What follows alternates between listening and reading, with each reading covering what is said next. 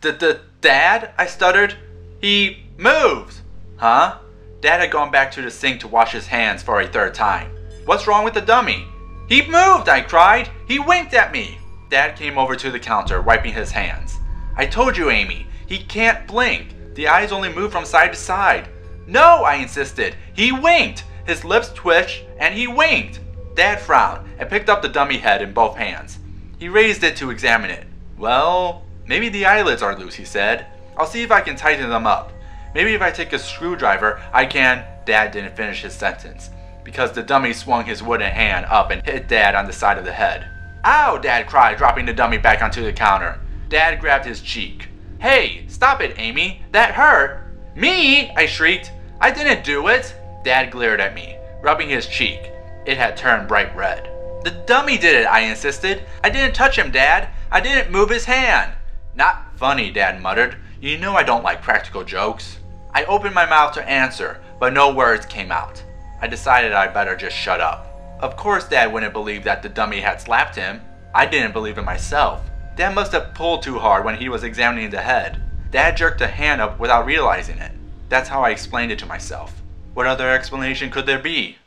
Happy Halloween, Internet, and welcome to Bookworms Goosebumps Retrospective. Today, we see the return of Slappy with number 31, Night of the Living Dummy 2. Amy is tired of her old dummy Dennis falling apart during family sharing night. One day, her dad brings her a new dummy named Slappy. She loves him, but after she finds a piece of paper and reads the strange words on it, weird things begin to happen around the house. Could Amy be doing them? Or is the dummy really alive? The cover is, oh my god, so much pink!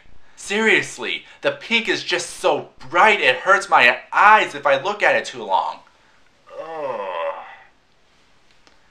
However, I get what the cover is supposed to do, with all the girly stuff and the infamous Slappy standing out. Seeing his full body and that bloody grin makes you feel unsettled. It's a good cover. However, we all know what the true evil of the cover is. The bunny! He's still walking. He's still stalking. As for the story, it is literally Night of the Living Dummy again. No, seriously, all the major plot elements from the first one are here, only it's Slappy being the main villain this time. Outside of a few different scares and slightly different plots, I couldn't say there is anything that makes it different. So does that mean it's a bad story? Well, I would say no. I think it's a really good story. I found Amy an interesting character as she keeps trying to tell the truth, but no one will believe her, being the less loved child to a more talented sister. But if you read the first one, you won't find anything new here.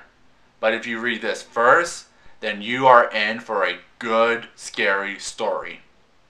Though it does suffer from an unexplained twist, but at this point, I'm not shocked anymore.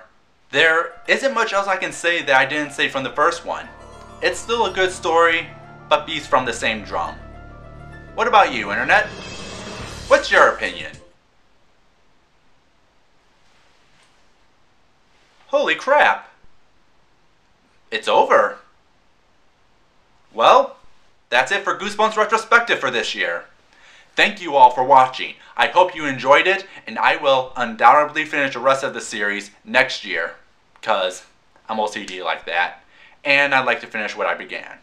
But for now, I'm going to take a 2-week break. Oh, come on. I just reviewed 31 books daily for you guys.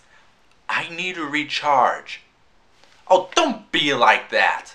I'll see you guys on November 15th.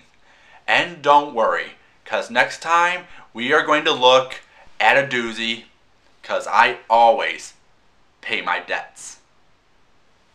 Till then, have a happy Halloween, and remember to have a nice, scary day.